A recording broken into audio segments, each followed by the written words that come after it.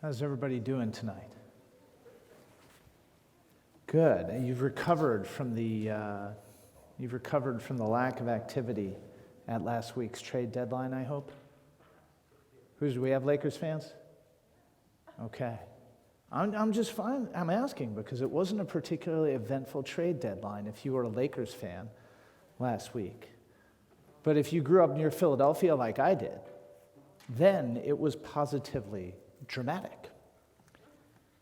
For those of you who don't know, nearly 1 year after the former number one overall pick and three-time All-Star Ben Simmons told his NBA team, the Philadelphia 76ers, that he would never again play for them due to the mental anguish he suffered under their employ.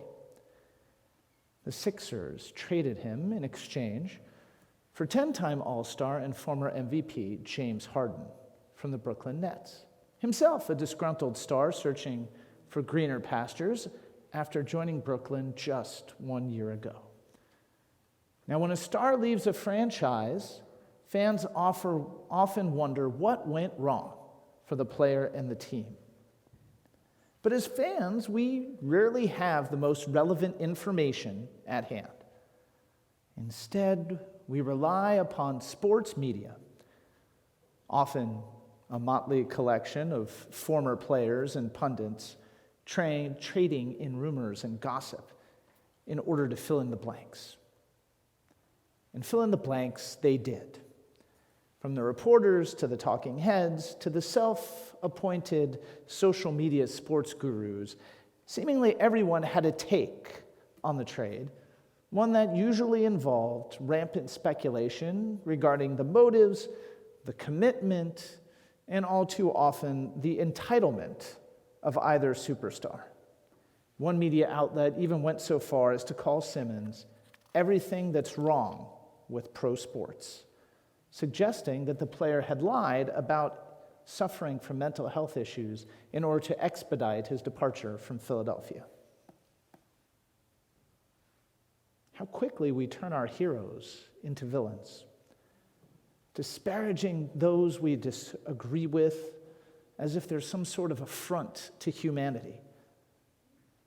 And Ben Simmons is just a basketball player who didn't want to play for his team anymore. This wasn't some ethical issue or even a matter of civic significance. So why did every discussion about a pro sports trade devolve into some sort of moral referendum on Ben Simmons, the person? Why does there have to be a villain every time we feel upset about something? It's not a new phenomenon. In fact, one could say that it's part of the American DNA. In fact, in one of his greatest works, Diplomacy, former Secretary of State Henry Kissinger suggests just that if there's any real defining trait of American national character, it's our tendency to turn every decision into a moral referendum. Thomas Jefferson himself suggested that there existed but one system of ethics for men and nations: to be grateful, to be faithful to all engagements under all circumstances, to be open and generous, promoting in the long run even the interests of both. And if we're fair, in many ways it served us well, bringing an ever-absent and much-needed sense of right and wrong to international diplomacy and domestic politics. But it's also had dismal consequences that are plain for all of us to see. Conversations surrounding health policies, national defense, tax policies, and more quickly devolve into contentious contests of ethical will, with all sides demonizing their enemies and lifting up their comrades in policy as would-be heroes. Unfortunately, as Jews, we're all too familiar with these types of conversations because this caustic approach to disagreement isn't just American. It's also pretty Jewish, as our parsha this week, Ki Tisa, demonstrates. Life wasn't easy for our biblical forebears, asked to believe in a God they couldn't even see, They follow the prophet Moses as he leads them from a life of slavery in Egypt to the freedom of the wilderness. But there's no food, and no water, and no plan. And then, just as things begin to get settled, Moses, the man they had followed into the desert, Moses, the man who had promised them freedom, Moses, the man who could speak to this invisible God, vanishes. And he doesn't come back. At least, not when he said he would. And so our ancestors find themselves alone in the wilderness without a leader. Desperate for a way to communicate with their absent God, they come to Moses' brother Aaron and demand that he make them a god, one they can look upon with their own eyes. And Aaron obliges, fashioning them a calf of solid gold. And they celebrate, offering sacrifices to Adonai, the God who had rescued them from Egypt. In response, God tells Moses, Ra'iti et ha'am hazeh, v'hinei am kashe orefhu. I have seen this people, and they are a stiff-necked group. Now, leave me be, that my anger may blaze against them. I will consume them entirely and make of you a great nation. Thankfully, Moses is able to talk God out of genocide, but this story not only illustrates just how entrenched self-righteousness is within our collective psyche, but also how dangerous it is.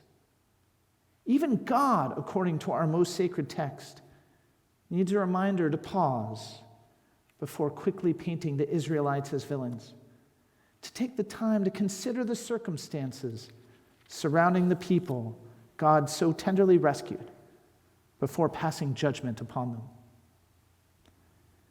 After all, though our forebears defy God's command, these people begin their journey as idol worshipers, and in a moment of desperation, reach out to God in the only way they know how. And while that doesn't excuse their failure, God's readiness to denounce the Israelites as irredeemable delinquents without examining the context or worldview of their situation nearly leads to disaster. And regrettably, disaster still awaits should we continue to cling too closely to the mantle of self-righteousness that we've clothed ourselves in as Americans and as Jews.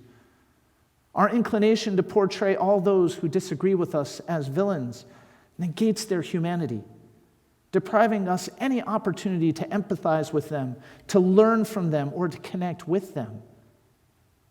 And while this might seem benign in small instances, like denouncing a professional athlete online for daring to leave his city, or condemning a local rabbi for posting an unmasked photo on Facebook, we Jews, as well as anyone, should know where the road paved with the stones of preconception, demonization, and false moralizing leads.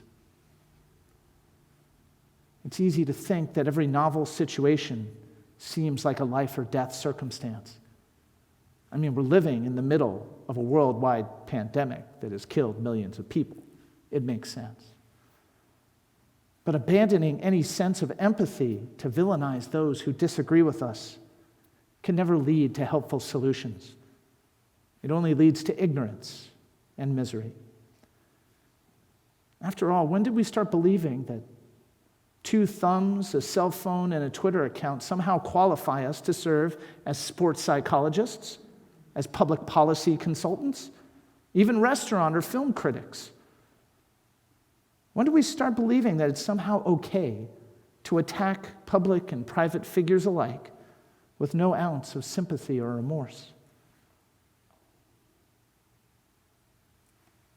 Villainizing others threatens the very fabric of the bonds we share as humans, as Americans, as Jews, as communities and families.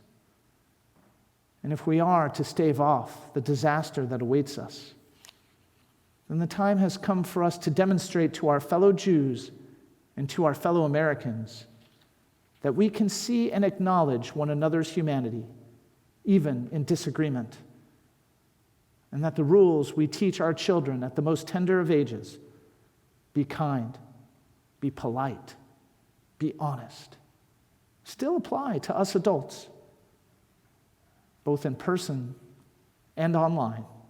Because make no mistake, who we are online, that's just who we are. Our world, our country, our city, our community, our children, they're all watching. Maybe it's time we gave them something to cheer instead of someone to hate. Shabbat Shalom.